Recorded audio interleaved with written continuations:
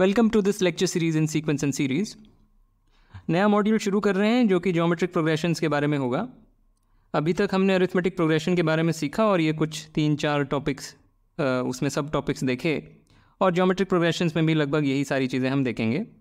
पर जो भी प्रश्न हम अब लेंगे आगे उसमें कई बार अरिथमेटिक प्रोग्रेशन और ज्योमेट्रिक प्रोग्रेशन दोनों होंगे, तो ये हम मान के चल रहे हैं कि ये सब चीज़ें हमें आती हैं।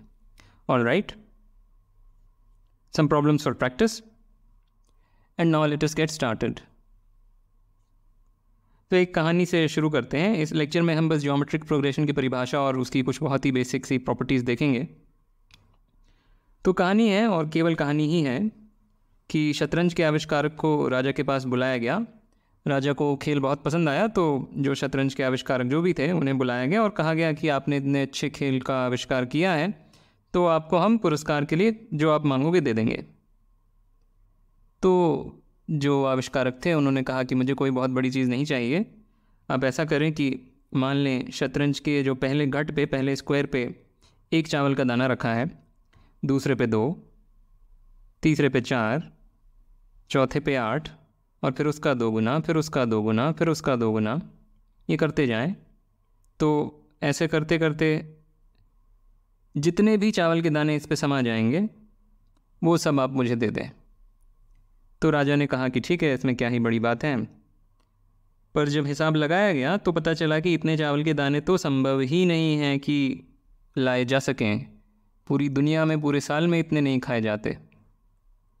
तो बात यह है कि एक्सपोनेंशियल ग्रोथ हम नहीं समझते हैं। इंट्यूटिवली हमारा जो दिमाग है वो एक्सपोनेंशियल ग्रोथ को नहीं समझता है। जब तक आप यहाँ तक पहुँचेंगे इतने चावल के दाने हो चुके होंगे कि कोई जवाब नहीं।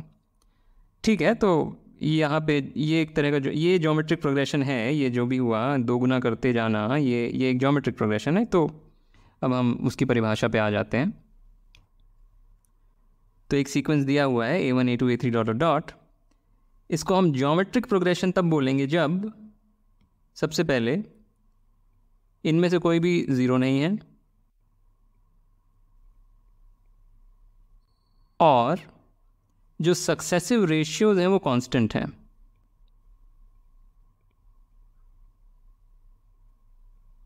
कहने का मतलब A2 upon A1 is A3 upon A2 is A4 upon A3 and so on।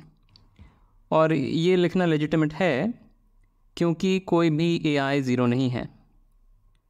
Alright, तो हम ये रेशियोज ले सकते हैं।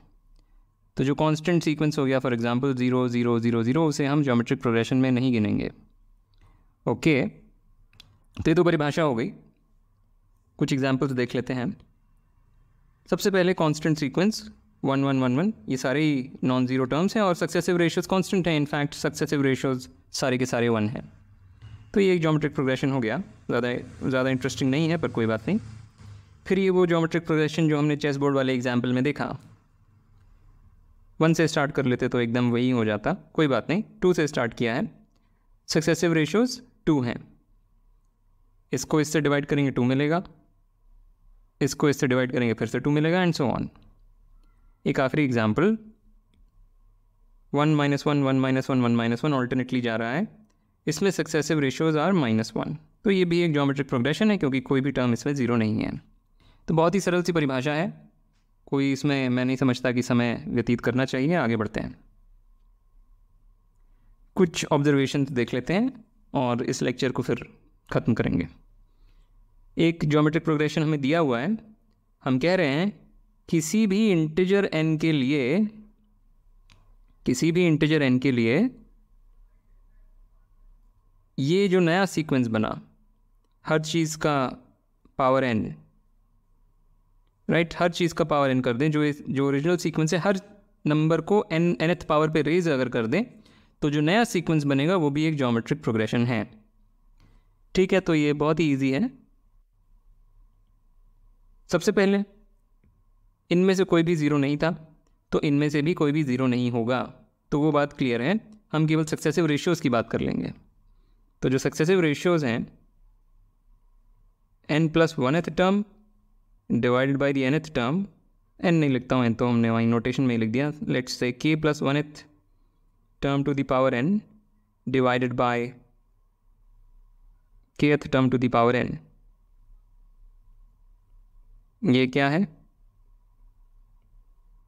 इस रेशियो का पावर n, करेक्ट। पर ये k पे डिपेंड नहीं कर रहा है, इसका मतलब ये भी k पे डिपेंड नहीं कर रहा है, क्योंकि n तो फिक्स्ड है, n कोई फिक्स चीज़ है। तो मुझे यहाँ पे बोलना चाहिए था कि फिक्स सम n, कोई आर्बिट्ररी n फिक्स कर लीजिए, उसके बाद ये जो सक्सेसिव रेशियोज़ हैं दे आर कांस्टेंट बिकॉज ये रेशियोज़ आर कांस्टेंट। तो कुछ भी नहीं करना था। एक बात और मुझे यहाँ बोलनी है कि इन पर्टिकुलर अगर इन्वर्ट कर दें, ये जो ओरिजिनली जो नंबर्स लिखे थे उन्हें इन्वर्ट कर दें, और इन्वर्ट किया जा सकता है क्योंकि उनमें कोई भी ज़ीरो नहीं थे, तो ये भी एक ज्योमेट्रिक प्रोग्रेशन है। ये इसका स्पेशल केस है जब n को -1 ले लेंगे, अगर n की जगह पे -1 ले लेंगे तो ये सीक्वेंस मिलेगा, तो ये भी एक ज्योमेट्रिक प्रोग्रेशन है, right. So reciprocal sequence of a geometric sequence is also a geometric sequence और अ ज्योमेट्रिक प्रोग्रेशन। ठीक है, एक और ऑब्जर्वेशन, हमारे पास दो ज्योमेट्रिक प्रोग्रेशंस दिए हुए हैं, a1 a2 a3 dot dot dot, b1 b2 b3 dot dot dot, और लैम्डा कोई नॉन ज़ीरो रियल नंबर दिया हुआ है।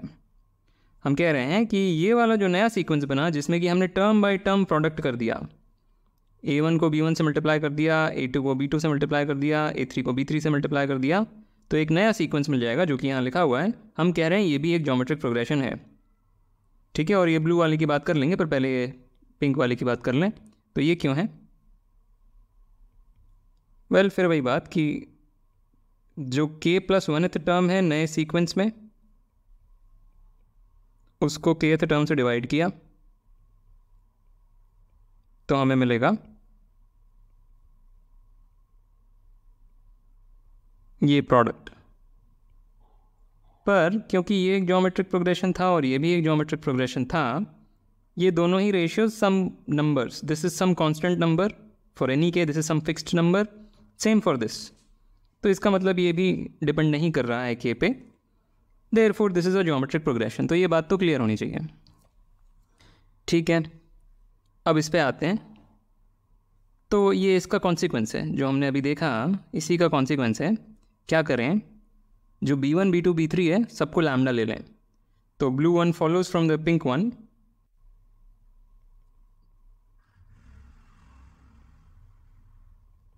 तो ये एक ज्योमेट्रिक प्रोग्रेशन तो है ही सही, एक कांस्टेंट सीक्वेंस जिसका कि हर टर्म नॉन ज़ीरो है, लैम्डा लैम्डा लैम्डा लैम्डा, क्योंकि लैम्डा नॉन ज़ीरो है, एक ज्योमेट्रिक प्रोग्रेशन है। तो बस ये वाली चीज़ अगर अप्लाई करते हैं, अब जब ये सारे लैम्डा हो गए तो ये आ जाएगा। नहीं तो क्या है, डायरेक्टली ही कर सकते हैं, रेशियोज ही तो लेने हैं। तो ये हो गई बात। और आई थिंक मुझे बस इतना ही बोलना था। नहीं, एक और बात बोलनी है, इम्पोर्टेंट बात। मेरे पास कोई एपी दी हुई है, तो मैं कह रहा हूँ कि मैं उससे एक जीपी बना सकता हूँ। कैसे? Exponential of the first term, exponential of the second term, exponential of the third term and so on. अगर ये नहीं पता आपको ये क्या लिखा हुआ है, e⁴ का क्या मतलब है, एक्सपोनेंशियल फंक्शन, अगेन मैं थोड़ी बेसिक मैथ अस्यूम करके चल रहा हूँ। तो एक एक्सपोनेंशियल फंक्शन होता है, किसी भी रियल नंबर को एक पॉजिटिव रियल नंबर पे ले जाता है। फंक्शंस की भाषा में ऐसे लिखते हैं जिसमें कि e⁴x का एक्सप्रेशन ऐसे बताया जाता है, 1 प्लस x प्लस x² पे 2 factorial plus dot dot dot. तो ये एक्सपोनेंशियल फंक्शन है। कोई बात नहीं, ये नहीं पता, भूल जाएं फिलहाल के लिए। ये वाला देख लें, ये जो सीक्वेंस है, इसको एक बार नज़रअंदाज कर दें। ये जो सीक्वेंस है, हम कह रहे हैं ये एक ज्योमेट्रिक प्रोग्रेशन है। अगर ये एक अरिथमेटिक प्रोग्रेशन है तो ये एक ज्योमेट्रिक प्रोग्रेशन है। तो मैं इसी पे बात कर लेता हूँ। और यहाँ पे 2 कोई महत्व का नहीं है, यहाँ पे 3 भी लिख सकते हैं, कोई भी नंबर, कोई भी पॉजिटिव नंबर लिख सकते हैं। ओके, तो इसको देख लेते हैं क्यों। वही सक्सेसिव रेशियोज। तो लेट्स से कि जो गिवन अरिथमेटिक प्रोग्रेशन है उसमें कॉमन डिफरेंस इज d।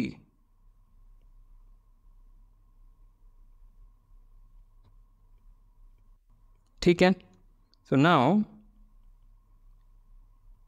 इसका जो kth टर्म है या k+1th टर्म है divided by the kth term, right, इस सीक्वेंस का जो k+1th टर्म है उसको kth टर्म से डिवाइड किया तो क्या मिला? This is equal to this 2 to the power this difference which is equal to 2 to the power d, and this does not depend on k कुछ भी हो ये 2 to the power d ही आएगा. So that's it. कोई भी AP को आप एक GP में बदल सकते हैं by exponentiating. उल्टा नहीं जा सकते हमेशा. अगर कोई ज्योमेट्रिक प्रोग्रेशन दिया है तो हम log लेकर के उसे अरिथमेटिक प्रोग्रेशन बना सकते हैं, पर log नेगेटिव नंबर्स का क्योंकि नहीं लिया जा सकता, इसलिए उल्टा जाना हमेशा संभव नहीं है. अगर कोई पॉजिटिव नंबर्स की जीपी दी हुई है तो उसमें आप उन टर्म्स का लॉग ले लेंगे तो एक एपी मिल जाएगी. वो ठीक है, मैं एक्सरसाइज के तौर पे मैं भी दे दूंगा. Alright, so with that I want to end this lecture. As usual, like, comment, share, subscribe, and I will see you next time.